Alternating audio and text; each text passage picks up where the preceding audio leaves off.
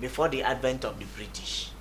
There were different customs ruling different kindreds and kingdoms within the space called Nigeria. Employment, labor employment began as trade by barter, like I said, until when the British came. When the British came, they imported their own laws into Nigeria. And in fact, when they came, they made a situation, that when Mr. A is employing Mr. B, you understand, that the agreement will be that by the time Mr. A agrees, Mr. B will feed Mr. A for 2 weeks. So it was a kind of a trade by barter. So Mr. B will now be given maybe 10 tubers of yam, go and feed your family, and then Mr. A will continue working. But when the British came, the narrative started changing. The narrative changed, and by the Supreme Court rules that was imported into Nigeria, it changed to a situation where somebody will now have to bargain for money. And remember that time it was what we used to call cowrie shells.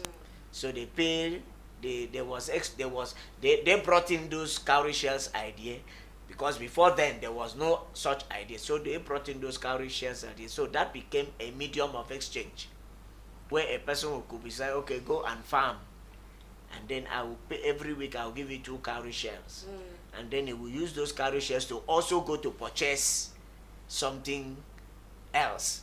Very valuable thing. So that was the beginning of, you know, the coming to an end of trade by barter, and then the payment of wages under the labor law. Though those labor laws did not exist, it was the practices of the English that were imported into England, you understand, that were in operation. So that was how. Now if you look at section 45 subsection 1 of the Interpretation Act of 1958, and then if you look at the Supreme Court Ordinance of 1876, let us see what it says. It says, subject to the provisions of these sections, and except as insofar as other provisions is made by any federal law, the common law of England, the doctrines of equity, together with the statute of general application that were in force in England on the 1st day of January 1900, shall be enforced in Lagos, and insofar as they relate to any matter within the exclusive legislative competence of the federal legislature, shall be enforced elsewhere in the federation. So does the English statute of general application, because that is what we call it statute of general application, that were operational in England as at 1st of January 1900, applied in Nigeria, unless an act or a law by the federal or the state legislature invalidated that law. So what we were practicing was what was being practiced in England by virtue of section 45 subsection 1 of the Interpretation Act of 1958. Now, some of these laws, if you want to look at it, you'll find out that some of these laws are the Labor Act 2004. It evolved. What I'm talking about is what has evolved over the years. But as at the last amendment is the Labor Act of 2004, the Trade Unions Act 2004, the Factories Act. We have the Employees Compensation Act 2010. That is the latest amendment now. Now we have the Pension Reform Acts and pension laws applicable in the states. The Pension Reform Act is 2004 equally. And then we have the pension laws applicable in the states. We have the Child Rights Act. You see the use when we'll be talking about contract of when it has to do with children. Capacity. It has to do with capacity of the children to enter into a contract. Then we have the National Industrial Court Act 2006. We have the National Social Insurance Act. We have the National Social Insurance Trust Fund Act. We have the Public Service Rules. In the states, they call it Civil Service Rules, which are the rules book. And then we have the rules book, or what we call Service Handbook for the private companies. Then it has to be noted that the English common law and the doctrines of equity are still relevant in the regulation and understanding of labor laws in Nigeria. Again, there are trade customs and usages. Trade customs and usages. What we are trying to talk about that if they are applicable in labor law is, for instance, if they pay conductor 500 naira a day, they may not be written down. It might not be. That's why we say either oral or written.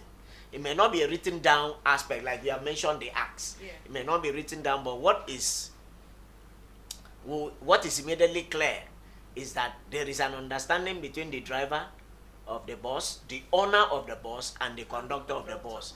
And then that understanding may be that every day your wage is 500 naira. Yeah. So now that will be ubiquitous. It will be of general application, for instance, in Calabar.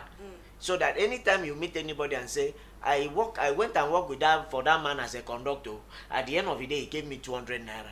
And that person will immediately tell you, no, it's not 200, it is 500. Everywhere in Calabar, they know that conductor collects 500 naira a day. Okay. So now there are those trade usages and customs are important in labor relations and are usually based on current trends in the affected industry. Just like I have posited that, for instance, if a conductor is to collect 500, if there is a dispute between the conductor and the owner of the bus, or the conductor and the driver, you will find some other person coming to settle the quarrel. He say, yes, so what is the problem? He says, I work for this man since morning. By 9 o'clock now I'm closing, he's giving me 200. And the other man will immediately tell the driver or the owner of the bus, no be 200, now 500 and they pay conductor every day. You see, so that is what is relevant in that industry. It might be different elsewhere. Okay.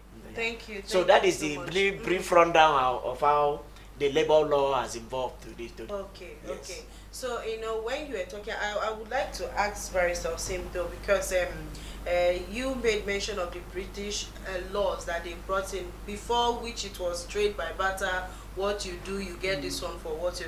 Do you think that we would have stick to that pattern? Which do you think would have helped more?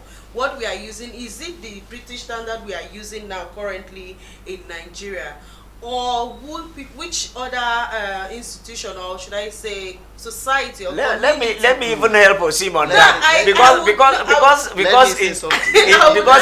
because in January when they said there was no money, when they said there was no money, and when you go, I'm sure because everybody experienced it. Because now you may need Gary. Maybe the person that you are meeting is having rice, and you already have rice. So it would be impossible for you to get Gary from him. Yes. Then the same thing. Now you will be at ease whenever you want to get something. You just walk there, pay your money and get it. Yes. Rather than waiting to start looking from one place to the other to get the person that has what you have. I mean what you need. What you need. I think this. And it may even happen that what you need is not what that person needs. So by the time you need Gary, and you have rice, and you have rice, the person now says looking for yam. So how do you go about tough situation as at that time, and it slowed down the progress of employment. Yes, and every other trade, every other commerce was slowed down by the fact that you have to, it's like a transfer. Barrister Osim wants to be in Calabar, while the other man wants to come to Calabar, and the man is in Lagos, and Barrister Osim doesn't want to go to Lagos. You see, you understand? It will keeping everybody at, as where you are, because you can't find somebody to exchange you. Okay. Yes. All right. Thank you so much. So, what are the important terms here of concluded between the employer and the employee? Okay. Then we also have what we call collecting. Say now you want to get a job. At least both of you may discuss. Then in that discussion, at times, some certain companies or employment, what they do, they include the terms of payment in the letter they are offering you.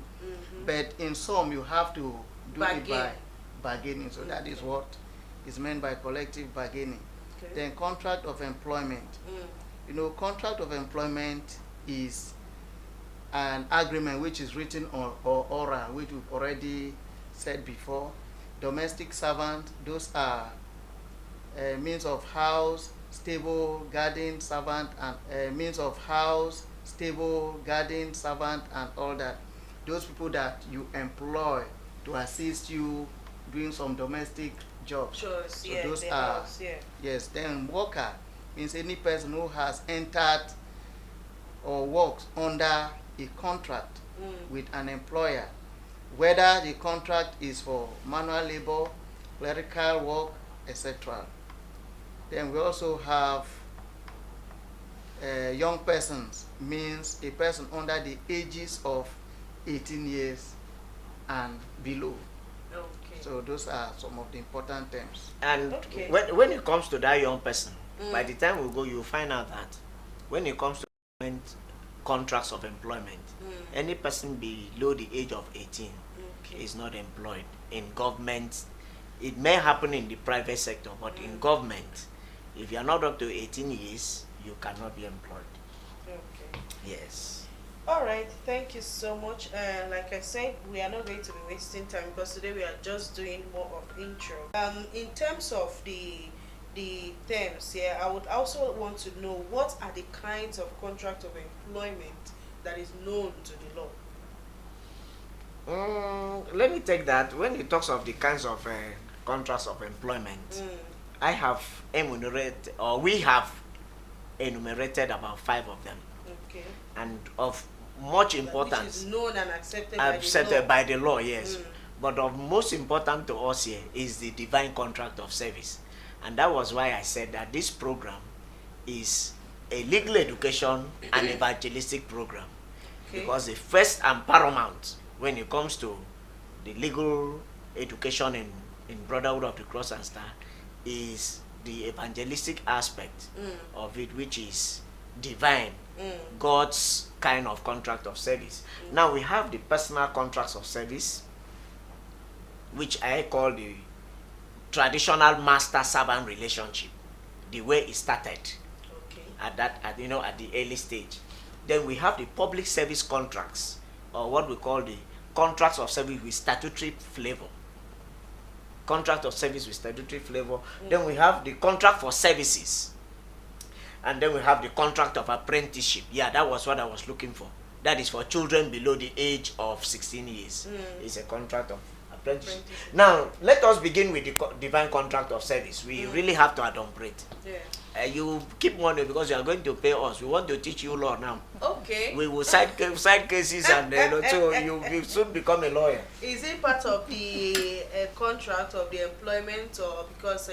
No, it's part of contract. By the time we adumbrate on it, you will realize that it's a contract of this is like the divine contract of service. Yes, the divine contract of service doesn't come with any payments. We will get to that. That is where I know that is of interest to you. I am learning from the issue is that if you look at the dictum of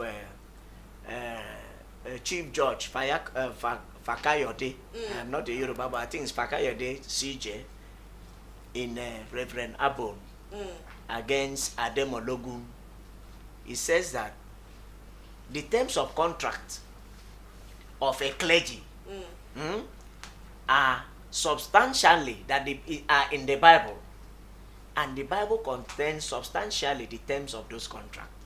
He said the terms of contract, right, what we call the divine contract of service, are in the Bible, and that Bible contains substantially the terms of the contract.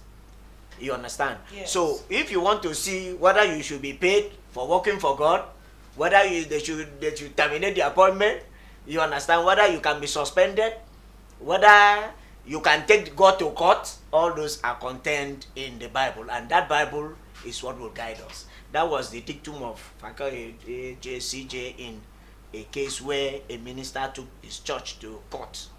And then at that point, by the time we run down, you see, now divine contract of service is the type of service rendered by man to God, or through the instrumentality of the church for the benefit of salvation to man. It is a humanitarian service through man by God. Good examples of such service abound in the Bible, as between Adam and God, Noah and God, Moses and God, Elijah and God, John the Baptist and God, and even between Jesus Christ and God.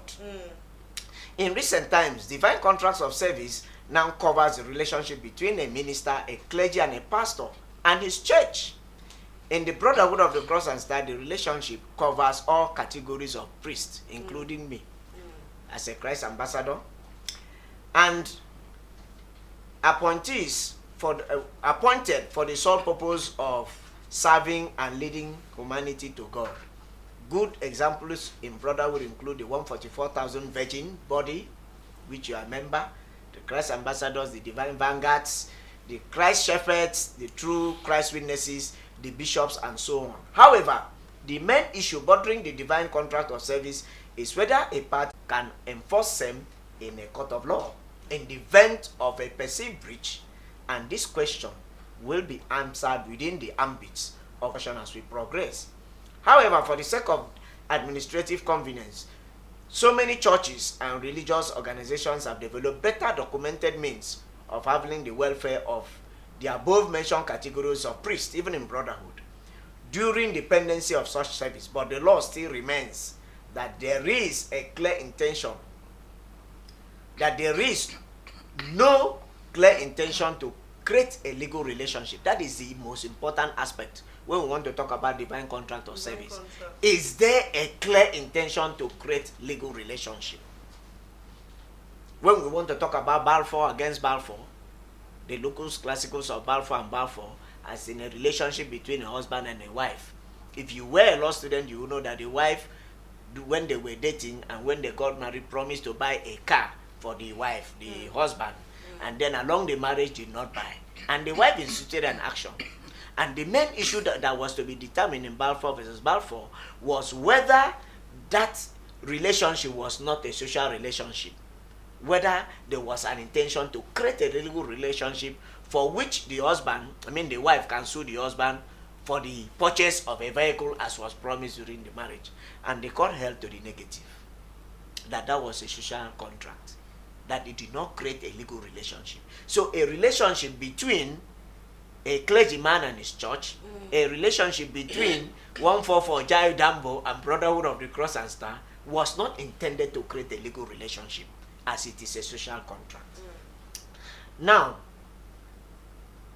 so the law always leans in favor of non-enforcement of such contracts since they are social and humanitarian in nature.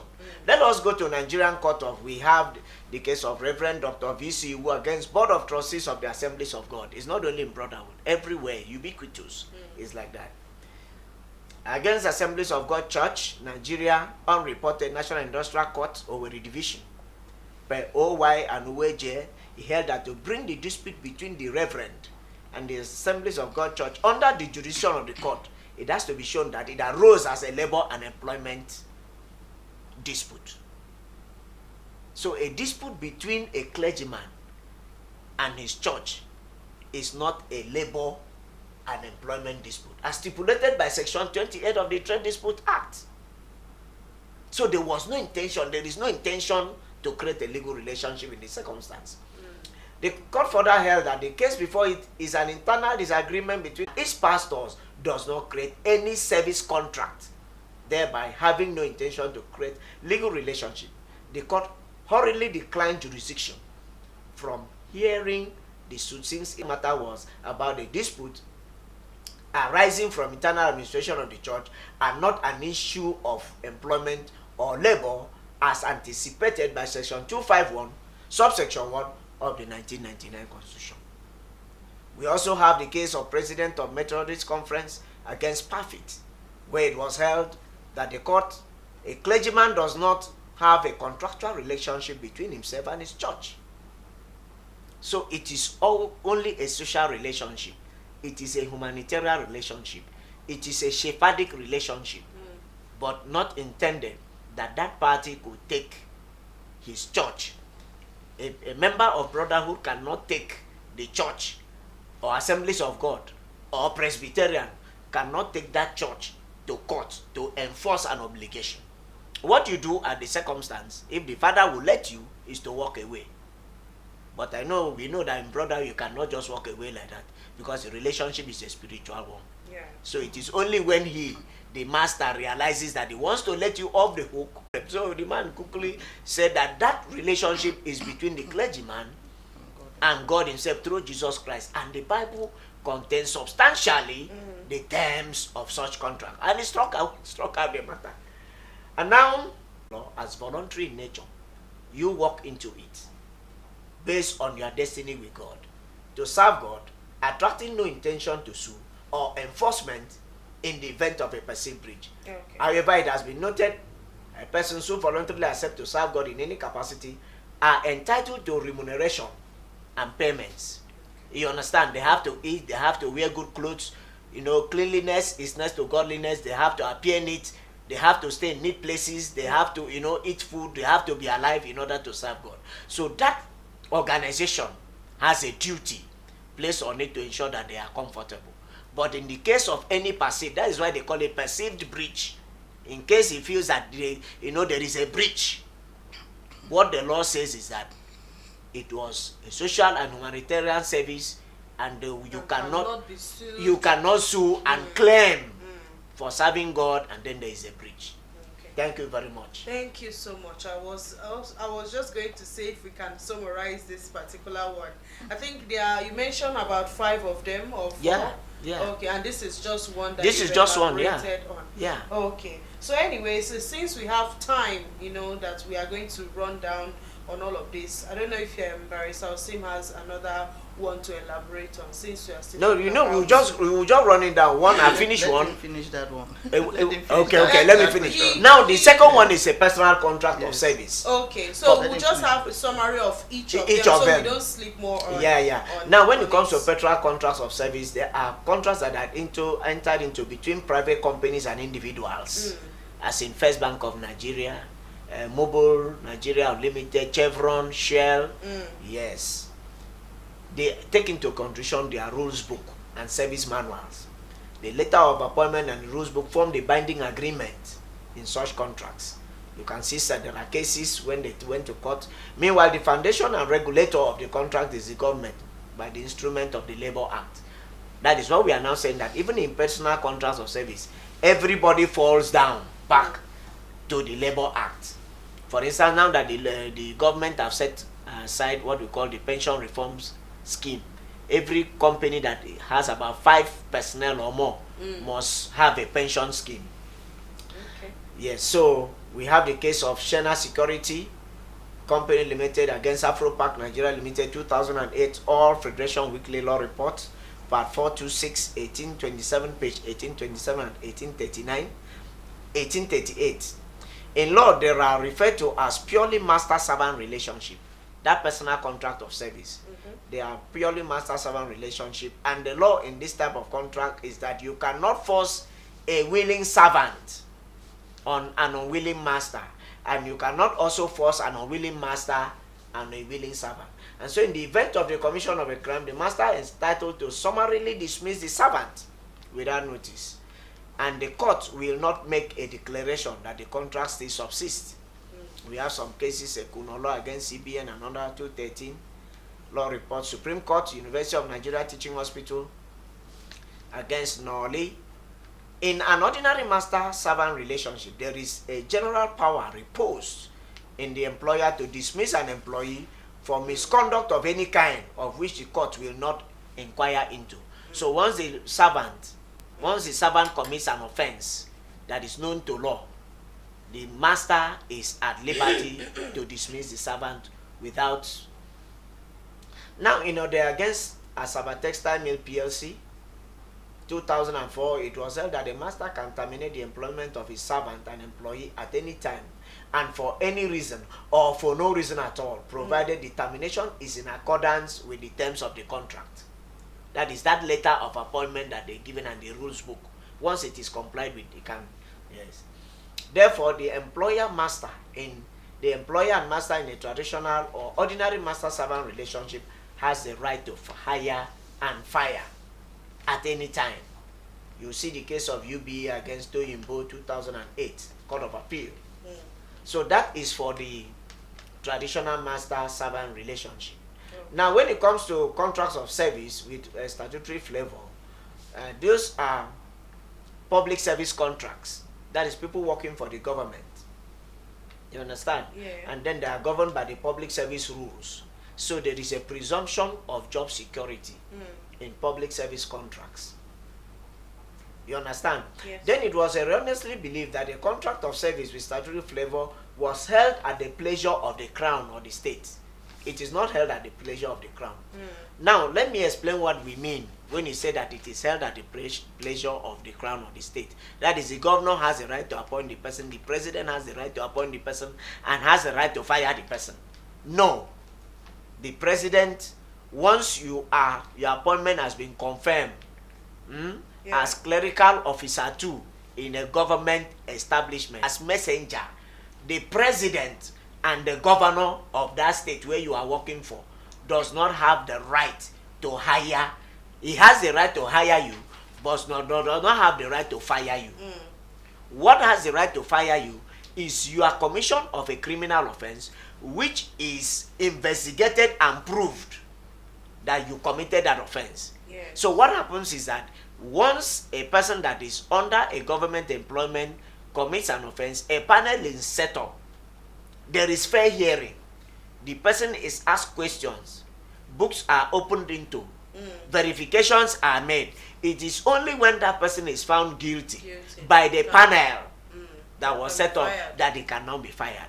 The president cannot just sit down and say, I don't want to see that barrister Kenneth by tomorrow morning. I will come to work. In fact, that is the day I'll come earlier the most. I will come, if work is 8, I will come by 7:30, so that I don't even have excuse. But by the time it is proven that, look, barrister Kenneth has stolen 500,000 naira, that is what removes me from that employment. Yeah. You understand? And so all the rules of fair hearing are usually applied.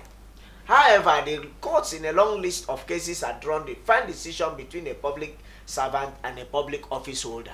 It is only the public office holder that the president can wake up and fire. I hope you are getting the difference. This one is a public servant. This one is a public office holder.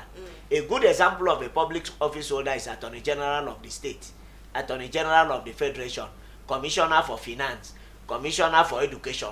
Those are public office holders. The president can get up for any reason or for no reason and tell them, I don't want to see you tomorrow morning. But the permanent secretary of that Ministry of Justice, of that Ministry of Education, is a public servant. The president or the minister or the governor cannot just get up and say, I don't want to see you, unless it is pleaded and proved that he has committed an offense and is being found guilty. So there is the presumption of job security. Once your name has been put in as a staff in a government establishment, it is either you serve for 35 years where you have not committed any offense, or you retire at the age of 60, whichever is earlier. In fact, of recent, I have heard that they have increased it to 65 years. So you have 40 years of service, or you retire at 65 years, whichever is earlier. Why they say so is that if you were employed at the age of 18, if you add 40, that means you are retiring at 58. 18 plus 40, 58.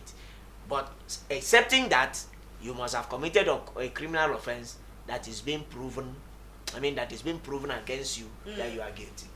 Okay. Now, we have a lot of cases which I would like to give us. We have the case of Lot Person against NISA Council 1988. Yes. 3 Nigerian Weekly Law Report, part 80 at page 25. We have the case of Hart against Government of Rivers State 1976. 11 Supreme Court 211. We have the case of Shita Bay against Federal Civil Service Commission 1981. Were you born by that time? I'm not sure. Yeah, I was. Supreme Court of Nigeria Law Report, page 40. Nongu against Local Government Service Commission and another. We have that in 2011. We have the case of CBN against Uiguilo, 2007. 14 Nigeria Weekly Law Report, part 1054, 393. Olaniyan and others against Unilag and others, 1985. 2 Nigeria Weekly Law Report, part 9 at page 598. While a public servant holds his office according to the provisions of the law establishing the institution, a public office holder holds his office at the pleasure of the crown. That is the president or the governor. Okay. Yes. We see section 318 of the 1999 constitution, which defines the federation or the state as the service of the state or the federation, service of the state or the federation in any capacity in respect of the government, and lists the public office holder in the service.